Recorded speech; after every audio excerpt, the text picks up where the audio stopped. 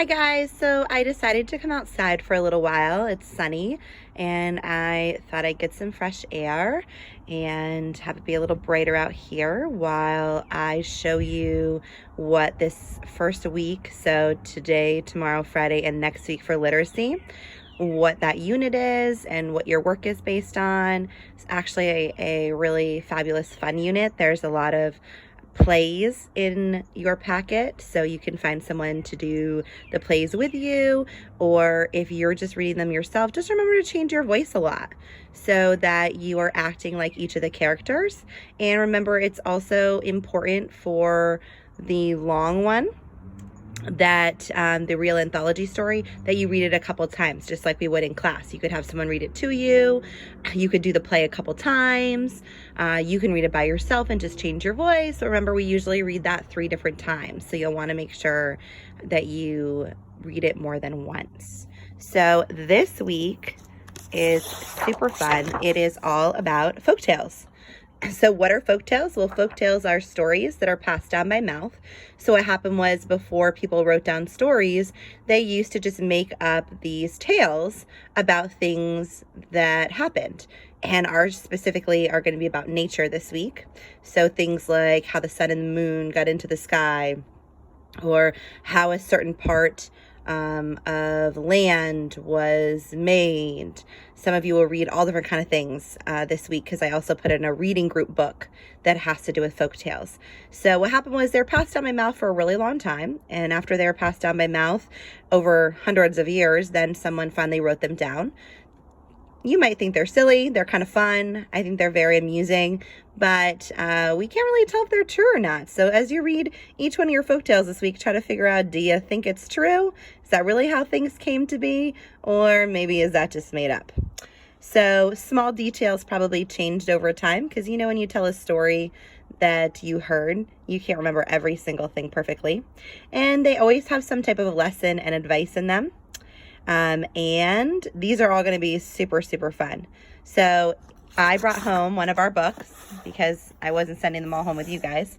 So here is our opening page we would talk about together. How can we understand nature using our folktales? So have you ever seen a beetle with such bright colors? For years, people have been trying to explain nature through stories. Here are some questions people have tried to answer. So one is, how did the beetle get their spots? Another one, why does a zebra have stripes? Why is the sky blue? So you just never know. And these are ideas that people have passed down, but we're not really sure if they're true or not. The next thing that I'm going to do is go through vocab like I normally would with you guys, but I'm going to do it with the book. You do have a vocab paper that you would do on Thursdays. Unfortunately, there's not really a way for me to share our vocab games together. So this week you have the word ashamed. Like, Kim felt ashamed that she hurt her friend's feelings. Ashamed is a feeling you have inside that is not a good feeling. It's a feeling that you know you didn't make the right choice, and then you kind of regret it. You're kind of upset by the choice that you made.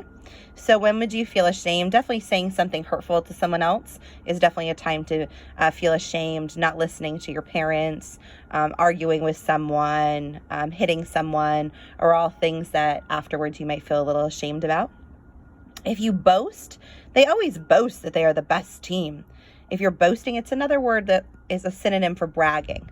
You're kind of like, ha ha, you know, I did great, I won, I did this. Sorry, the wind is blowing.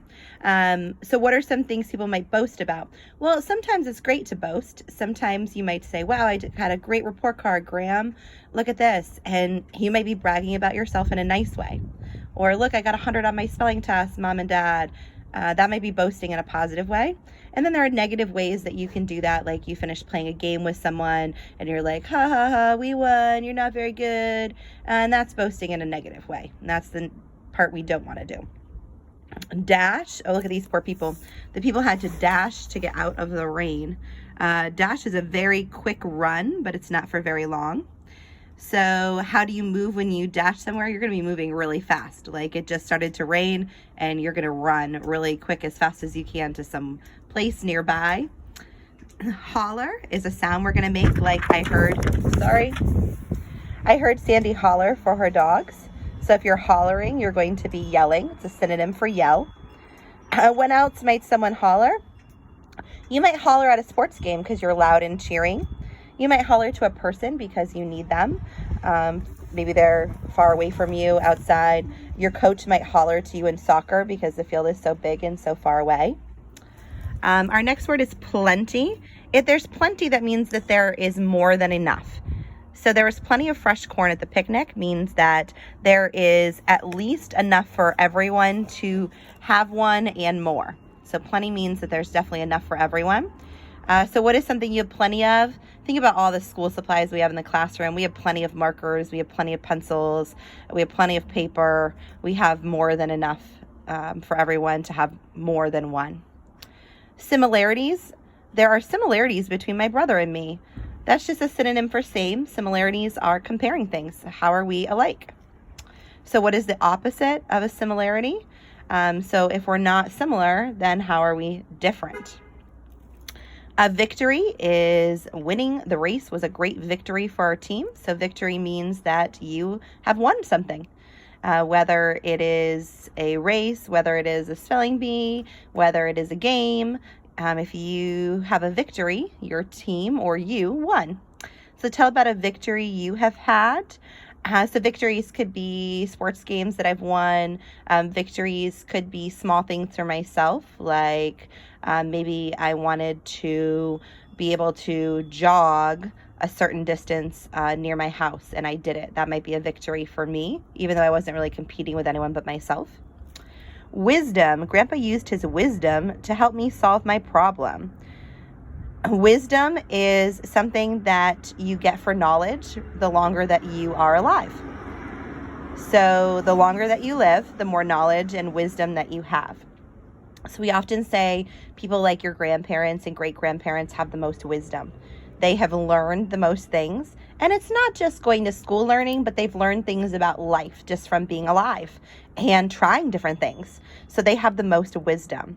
So tell how you know someone has wisdom. If you ask them questions and they're able to tell you and give you advice about life, whether it's, how to plant a garden or something to do with your house or your car, or telling you all about college and what they did and what it's like. Those are all ways that you can have wisdom.